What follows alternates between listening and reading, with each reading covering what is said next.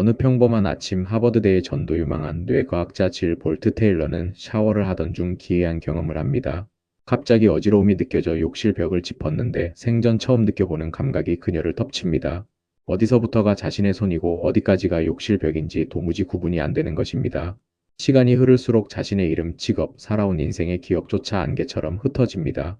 세상사로 시끄러웠던 머릿속은 순식간에 고요해지고 그녀는 자신이 개별적인 인간이 아니라 거대한 우주, 에너지 그 자체라는 초월적인 일체감을 느낍니다. 나를 가두고 있던 물리적, 정신적 경계가 사라지자 비로소 나라는 좁은 감옥에서 벗어나 우주라는 무한한 바다를 유영하는 고래가 된 기분을 느낀 것입니다.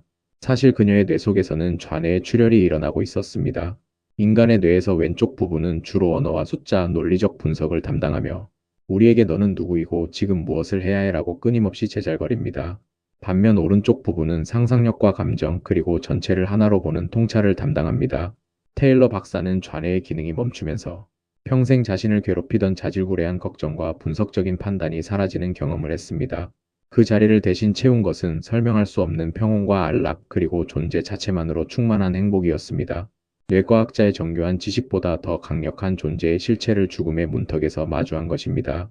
이러한 경계의 파괴와 우주적 일체감은 조선의 천재 문장가 연암, 박지원 선생이 평생을 두고 추구했던 호연지기의 경지와 맞닿아 있습니다. 연암은 남들이 정해놓은 좁은 격식과 규범에 갇히는 것을 죽기보다 싫어하셨습니다. 선생은 말씀하셨습니다. 세상 사람들이 말하는 나라는 것은 사실 껍데기에 불과하다. 참된 나를 찾으려면 먼저 나를 가두고 있는 편견의 벽을 허물고 저 드넓은 천지 만물과 하나가 되어야 한다. 연암에게 고독과 침묵은 나를 잃어버리는 시간이 아니라 오히려 세상의 소음 때문에 듣지 못했던 우주의 박동 소리를 듣는 가장 고귀한 시간이었습니다. 오늘 지혜와 깨달음에서는 뇌과학자가 경험한 좌뇌의 침묵과 연암, 박지원이 노래한 자유로운 영혼의 철학을 결합하여 나라는 감옥을 탈출하는 법을 나누고자 합니다.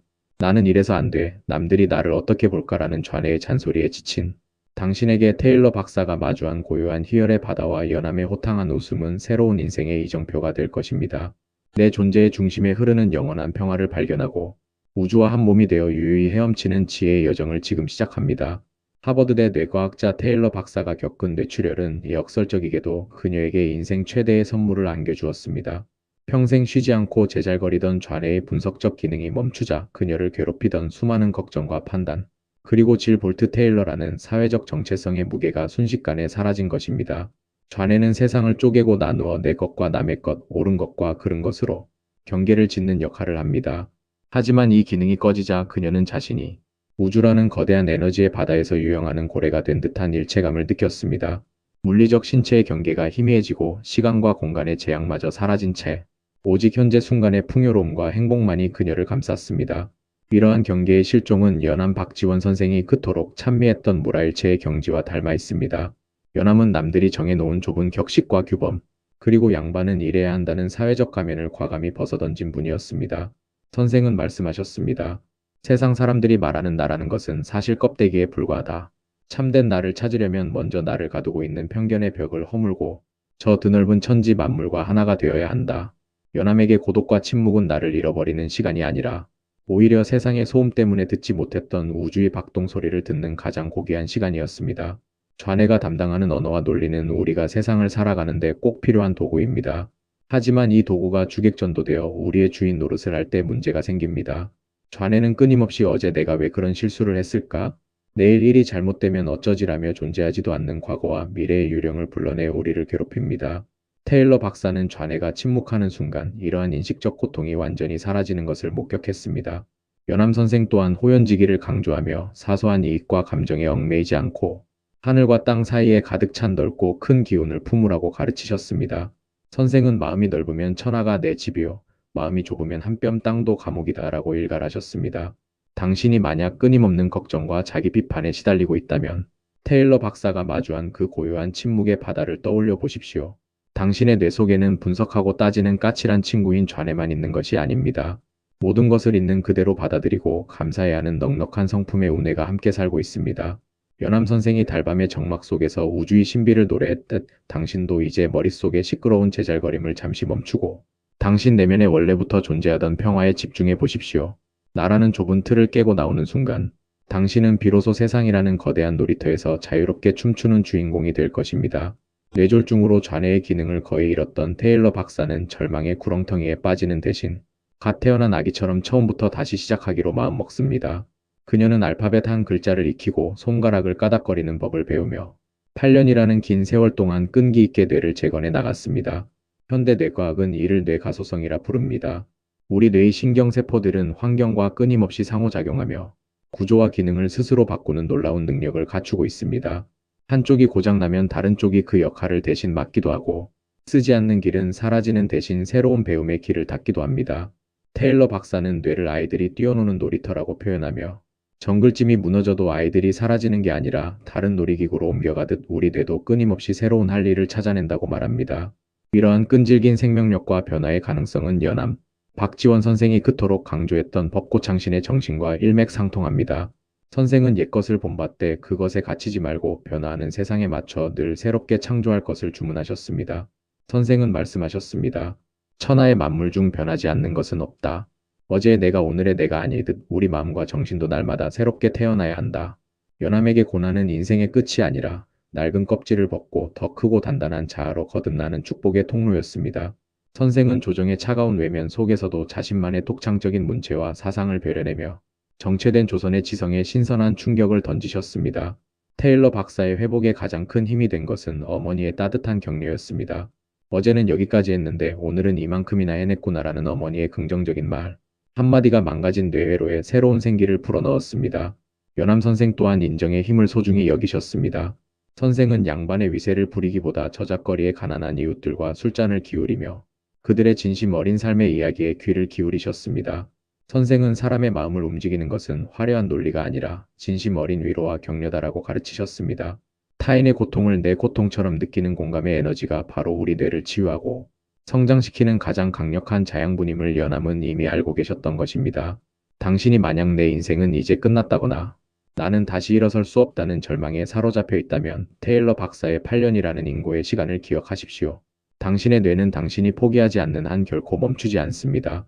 연암 선생이 낡은 문장을 버리고 살아 숨쉬는 글을 써 내려갔듯 당신도 이제 당신을 억누르는 부정적인 생각의 회로를 끊고 새로운 희망의 길을 닦으십시오. 비록 속도는 느릴지라도 날마다 조금씩 나아가는 그 걸음 자체가 위대한 창조의 과정입니다. 선생이 노래한 대지하고 즉 진정으로 큰 지혜는 겉보기에 어리석어 보일 만큼 우직한 노력에서 나온다는 말씀을 가슴에 새기며 당신 안에 잠든 거대한 생명력의 기적을 믿고 다시 한 걸음을 내디드시길 바랍니다. 테일러 박사는 뇌졸중을 통해 고통 없는 평화의 상태를 경험한 뒤 다시 좌뇌가 회복되었을 때 아주 중요한 결심을 합니다. 바로 부정적인 생각의 회로에 휘둘리지 않기로 한 것입니다. 우리 뇌의 좌측 영역은 생존을 위해 끊임없이 위험을 경고하고 타인을 비판하며 너는 부족해라고 잔소리를 퍼붓는 이야기꾼과 같습니다. 테일러 박사는 이 이야기꾼이 만들어내는 근심과 불안이 사실은 뇌의 습관적인 전기 신호일 뿐임을 깨달았습니다.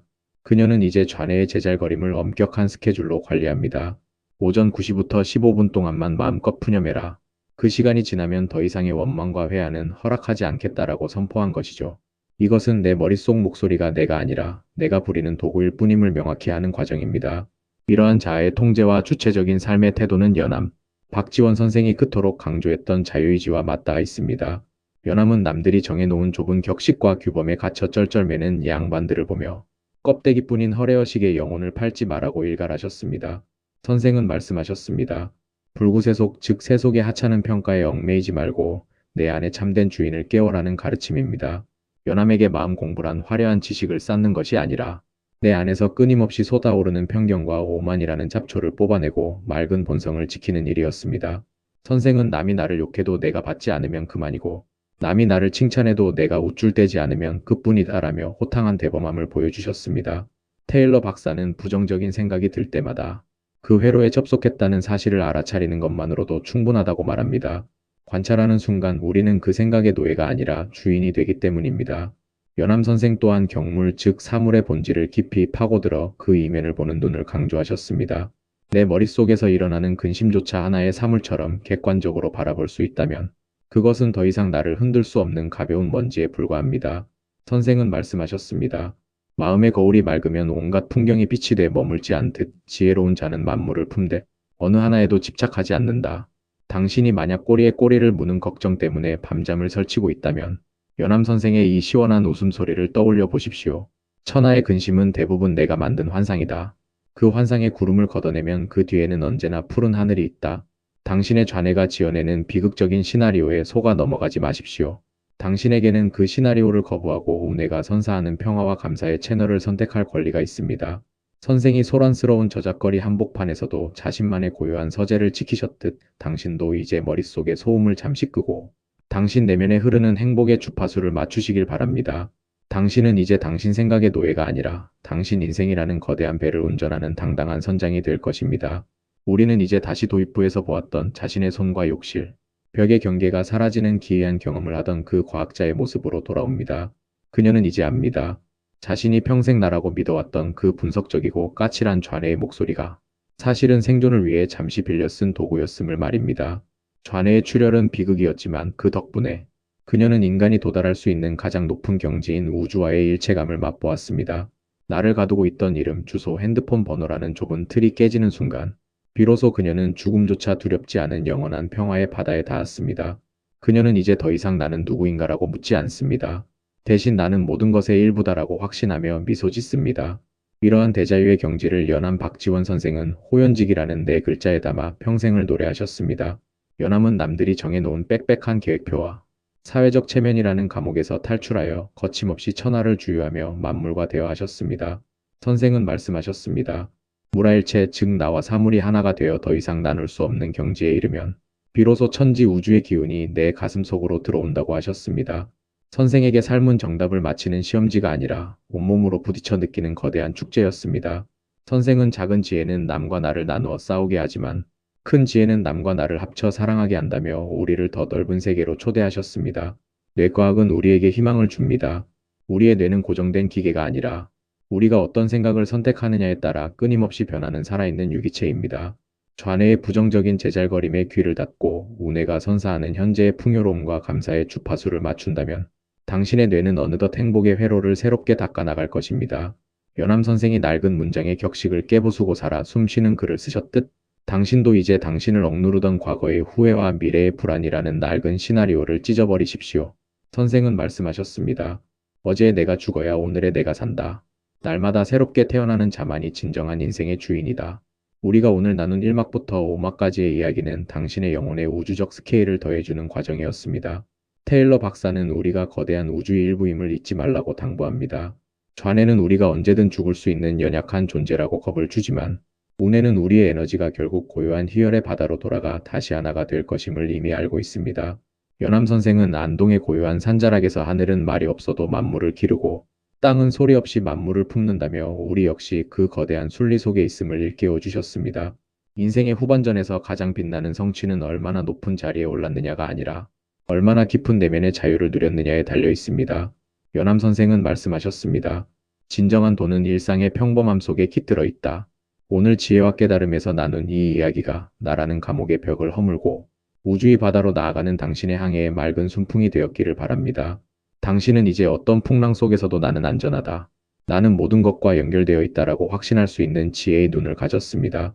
당신만의 찬란한 인생 여행을 가장 호쾌하고 자유롭게 즐기시길 진심으로 응원합니다. 지금까지 지혜와 깨달음이었습니다. 감사합니다.